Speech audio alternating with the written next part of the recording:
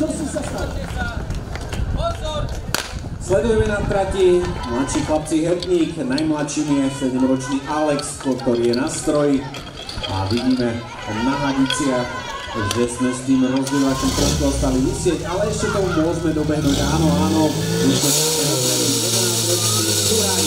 ktorý to vyťahol, trošku sa tam zamotala, no ale je to poriadku, Audi už ide na Jany Krúžku svojemu kolegom, Jany Krúžku dole 24,99 a vpravo 26,15.